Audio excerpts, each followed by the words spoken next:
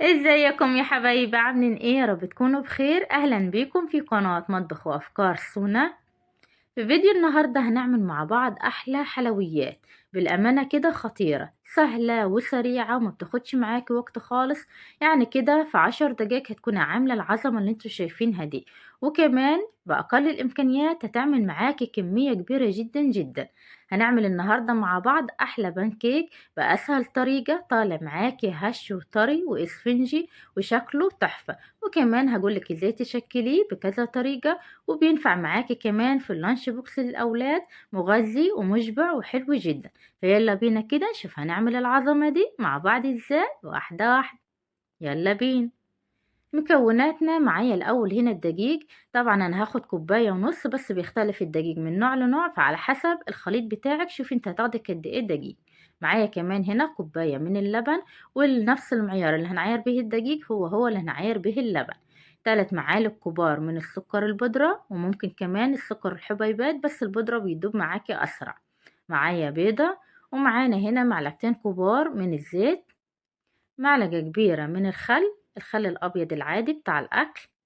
معانا كمان معلقة صغيرة مليانة من البيكنج باودر، رشة ملح يعني حوالي كده ربع معلقة صغيرة، ومعايا ورقة فانيليا. دي المكونات بتاعتنا. لازم نكون متفقين ان المكونات كلها تكون بدرجة حرارة الغرفة، يعني لو في حاجة في التلاجة هتطلعيها من قبلها كده بفترة قبل ما تشتغلي فيها. هنجيب البولة بتاعتنا، هننزل بالبيضة، وهنزل عليها كمان كده بالفانيليا، وكمان بالمعلقة الكبيرة الخل، وهنضربهم كويس خالص كده مع بعض. ممكن تستعملي في المرحلة دي الخلاط وتضربي فيه كل المكونات، وممكن كمان تستعملي المضرب الكهربائي، بس انا عملت كله بالمضرب اليدوي العادي. هنزل بعد كده ب3 معالق كبار كده هرمية من السكر. طبعا السكر على حسب اللي انتوا عايزينه، تقللوا تكتروا فبراحتكم جدا، بس ال3 معالق كده الكبار دول كان السكر بتاعهم مظبوط جدا. هنضرب كله مع بعض كده كويس خالص لغاية اللون ما يفتح معاكي شوية. للمرحلة دي كده تمام. زي ما قلت لكم حابين تعملوا الخطوة دي في الخلاط فبراحتكم خالص.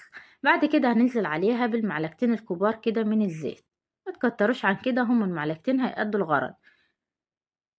هنقلب كله مع بعض، وبعد كده هننزل بكوباية اللبن، وزي ما اتفقنا لازم يكون كله بدرجة حرارة الغرفة. يعني لو اللبن ساقع معاك وطالع من التلاجة ممكن تدفيه كده دفيان خفيف خالص على النار. بعد كده هننزل بالدقيق، انزل بالدقيق شوية شوية. بعد كده هنزل عليهم برشة الملح، والمعلقة الصغيرة المليانة من البيكنج باودر، تكون معلقة كده هرمية صغيرة. وهنبتدي بقى نقلب الخليط كله كده بالمضرب واحدة واحدة. بعد ما هتضيع الدقيق اللي ضفتيه هتضيفي كمان شوية، يعني ضيفي كده شوية شوية لغاية ما توصلي للقوام المطلوب. طيب القوام بتاعنا اللي هو قوام الكيكة، تمام كأنك بتعملي كيكة. بس طبعا الدقيق بيختلف من نوع لنوع، فممكن انتي خليطك ياخد كوباية، ممكن ياخد كوباية ونص، ممكن ياخد كوبايتين. انا معايا اخد كوباية ونص. شايفين انا حطيت كوباية، حسيت ان الخليط لسه سائل كده، عامل زي المية، لا فانا هحط عليه كمان شوية. فانا جبت نص كوباية تاني، وهضيف شوية شوية، هضيف الربع. وبعد كده هقلب وهشوف الخليط لقيته لسه برضو خفيف، فهضيف كمان شوية، يعني كده شوية شوية وضيف. فممكن ياخد معاكي اكتر من كوباية، وممكن ياخد معاكي اقل من كوباية، وممكن ياخد معاكي كوبايتين. فشوف انت بقى الخليط بتاعك هيبقى محتاج دقيق قد ايه وهتعمليه. انا هنا اخد معايا كوباية ونص. كده القوام المطلوب المظبوط اللي هو قوام الكيكة. ممكن كمان تزود بيض لو انت عايزة القيمة الغذائية اعلى شوية، ممكن بدل بيضة تحط بيضتين، تحطي 3، بس ما تكتريش عن 3. تمام. شايفين ده القوام المطلوب زي قوام الكيكة بالظبط، او يمكن اخف حاجة بسيطة جدا. خلصنا الخليط بتاعنا اهو. هنروح بقى كده على النار. النار بتاعتنا بتكون اقل من الوسط، يعني النار هادية جدا. والطاسة بتاعتنا بعد ما تسخن هدهنها كده دهنة خفيفة زيت في اول مرة بس، يعني ما تدهنيش باقي الوقت، لا هو في اول مرة بس دهنة خفيفة كده، بمنديل فاين كده، وتسيحيه في الصينية بالشكل ده في الطاسة. تعملي بقى في طاسة كبيرة طاسة صغيرة زي ما انت حابب. تعمل الحجم اللي انت عايزاه، سواء كبير سواء صغير، برضو زي ما انت عايز. النار هادية. هنزل كده انا معايا المغرفة دي صغيرة، فانا عامله الحجم ده اللي هو يعني الوسط. حابه تعملي بوسع الطاسه بتاعتك فتكون المغرفه بتاعتك كبيره. تمام. شايفين انا حطيتها، اول ما تحطيها ثواني كده بتلاقيها بدأت تعمل فقاعات كده من على الوش، واللون بتاع العجينة يغير معاكي شوية، هتبدأ على طول تقلبيها، ما بتاخدش ثواني على النار. بالأمانة كده بتبقى خطيرة. حابة تغطيها غطيها عادي، هتغطيها كده بالغطا ثواني وهتشيل الغطا، هتطلع معاكي بالمنظر ده، ما بتاخدش ثواني على النار. هعمل معاكم واحدة كمان نفس الحجم اللي هو الوسط اهو بالشكل ده. هتحطيها كده مسافة ثواني، بتعمل فقاعات من على الوش، وأول ما اللون بيغير بالشكل ده هتبدأ على طول تقلبيها. بس لازم هنا الطاسة اللي هتسوي فيها البانكيك لازم تكون طاسة غير لاصقة، يعني ما ينفعش الصراحة في حاجة ألمونيوم كده هتلزق معاكي أو ستانلس، فلازم جرانيت أو تيفال. تمام. هتعملي بالشكل ده في ثواني بتتغير لون على طول وبتستوي. بعد ما هتطلعيها كده هتطلعيها على صينية أو على طبق، بس تكون تفرد يعني فوطة تحطي عليها وتغطيها.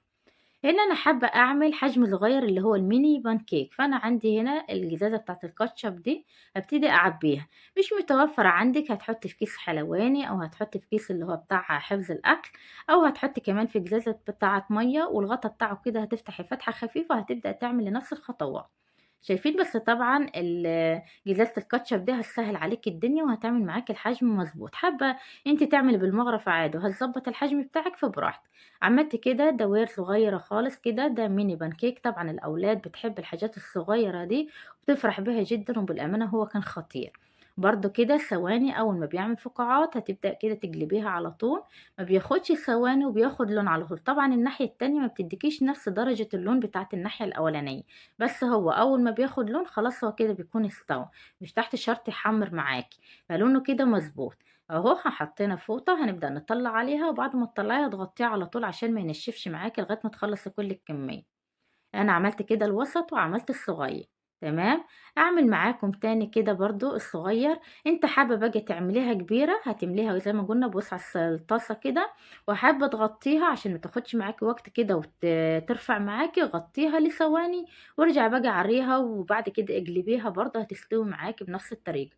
ممكن كمان تعمليها بحيث تعليها، لو هتعملي حجم كبير ممكن تقسم الخليط كله ده على مرتين وتعمليه في نفس الطاسة وتغطيها، يطلع معاكي كده قوامه زي الكيكة. لو انت ما عندكيش فرن وحابة تعملي كيكة ممكن تعمليها كده بنفس الطريقة، بالأمانة بتبقى هشة وطرية وخفيفة، بتبقى حلوة جدا جدا. انا عملت هنا الميني بانكيك بالشكل ده، هو الحجم الصغير. تعالي بقى اعمل معاكي كده شكل دبدوب. فانا هعمل الراس بتاعت الدبدوب بس كفايه عليا، لكن انت بقى لو حابه تعملي او هتعرفي تعملي الدبدوب كله اعمليه. هتعملي دايرة في النص كده كبيرة هتستني عليها ثواني، بعد كده تعملي دايرتين صغيرين كده اللي هما ودان الدبدوب بالشكل ده، برضو في ثواني بتعمل كده بدأت تعمل فقاعات، وهتقلبيها هيطلع معاكي احلى دبدوب، بالامانه خطيره. وهقول لك ازاي في الفيديو احنا شغالين تزينيها للاولاد. شايفين المنظر تحفه. شكلي بقى لو انت ليكي في الرسم اعملي لاولادك بقى الاشكال اللي بيحبوها. صدقيني كده في ثواني، ما بياخدش معاكي وقت على النار، وانت واقفه كده في ثواني بتلاقيه استوى وجاهز معاكي. اعمل معاكم شكل دبدوب تاني. هنعمل كده دايره في النص، استنى عليها ثواني بس كده لغايه ما تمسك شويه، وبعد كده اعملي دايرتين كده من على الجناب من فوق هيدوك الودان بتوع الدبدوب. كده راس الدبدوب كملت. انت بقى عليكم الجسم بتاعه، انا ده اللي انا عرفت اعمله على قد امكانياتي يعني. هعمل معاكم واحده كمان وسط بالشكل ده. هتحطيها في الصينيه، اول ما هتعمل فقاعات هتقلبيها على طول بتاخد لون، هتطلع معاكي تحفة. شايفين؟ ما بتاخدش ثواني، يعني دقيقة بالظبط على النار واقل من دقيقة. عندك اشكال ستانلس حطيها، بس ادهنيها الاول زيت، لازم تدهنيها عشان العجينه ما تلزقش فيها. بعد كده هتحطي فيها العجينه بالشكل ده. حباها رقيقه زي اللي احنا عملناه هتحطي كده لغايه نص الشكل كده الارتفاع من فوق. حباها تكون عريضه وسميكه بحيث تفتحيها وتحشيها، هتملي الشكل كده للاخر. برضو كده اول ما يبتدي يتماسك معاك ويعمل فقاعات هتبدا كده تقلبيه. اول ما بيستوي بيطلع الشكل على طول، بتطلع العجينه كده من الشكل بكل سهوله. فانت كده عملتي اشكال وعملتي مدور وعملتي دبدوب، واعملي بقى براحتك. شايفين المنظر؟ بالامانه كده خطيره، هشه وخفيفه وطريه، وطعمها مش محتاجه اي حاجه تاني خالص. يعني انا عن نفسي بحبه كده حاف، لا باكله بشوكولاته ولا باكله بعسل، انا كده لوحده كفايه عليا. لكن الاولاد طبعا بتحب الحلويات والحاجه المسكره. اعمل معاكم لاخر مره كده راس دبدوب، دايرة في النص كبيرة ودايرتين كده صغيرين من على الجنب، بس تستنى شوية على الدايرة الكبيرة عشان تتماسك وتديك المنظر المدور التحفة ده. بس كده عملنا كل الكمية. طبعا كل ما تطلعي وتسوي هتغطيه بالشكل ده عشان يفضل معاكي طري. كمية حلوة جدا. ده الميني بانكيك اللي هو الصغير، شايفين منظره؟ وده اللي هو الوسط. زي ما قلت لكم انتوا عايزين تعملوه اكبر من كده اعملوه بالمغرفة الكبيرة، وهتاخد نفس الوقت ونفس الطريقة. ودي الدباديب اهو شكلها تحفة. ودي كمان هنا القلوب والنجوم. يعني بقى الاشكال اللي انتوا تعملوها اعملوها لاولادكم.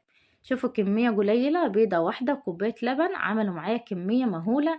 ده غير كمان اللي اتاكل، يعني الأولاد شغالين سحب فيه طول ما أنا شغالة. شايفين بقى شكل البانكيك عامل ازاي؟ بالأمانة اسفنجية وهشة وخطيرة. سكرها مظبوط، تسويتها مظبوطة، يعني حاجة كده تحفة.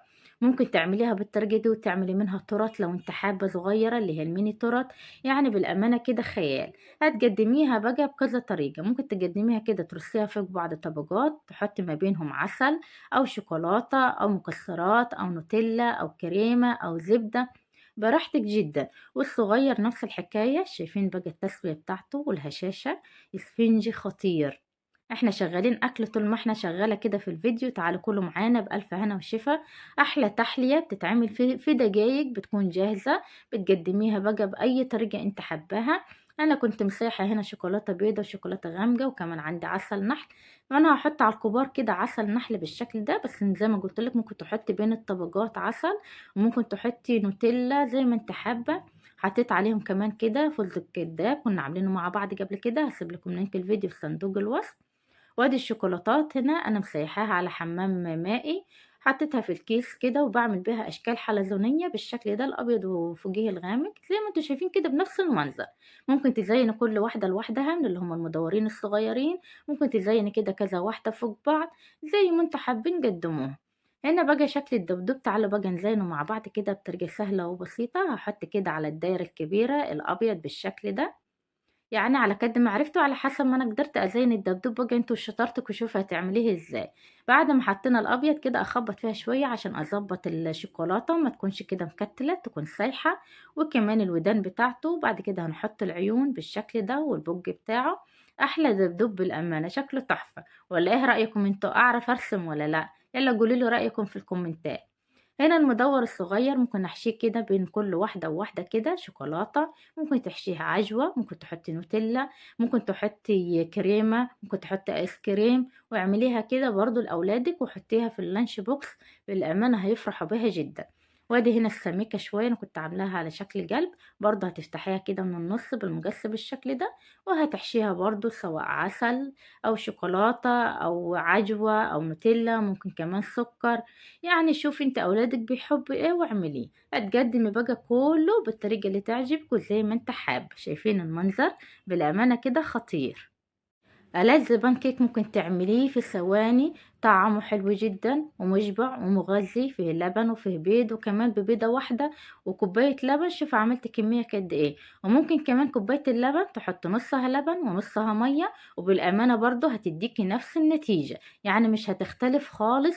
وما تخافيش برضو هيطلع معاكي هش وطري وحلو جدا جدا. دي الكمية اللي عملناها ودي طريقتي في التزيين. وطبعا انتوا بقى زينوه بالطريقة اللي تعجبكم، وحطوه لأولادكم كده في اللانش بوكس بالطريقة اللي تعجبكم. وكمان ينفع تعمليه في الحفلات في أعياد الميلاد. يعني بالأمانة كده حاجة خطيرة. وبس كده، ده كان فيديو النهاردة. يا رب الفيديو يكون عجبكم. واستنوني في فيديوهات جديدة وأفكار جديدة مع مطبخ وأفكار صونة. اللي شاف الفيديو وهيعمله وعجبه يسيب لي كده كومنت ولايك حلو ويقول لي ايه رأيه. أحلى بانكيك ممكن تعملوه. شايفين المنظر؟ تحفة. أشوفكم على خير. باي.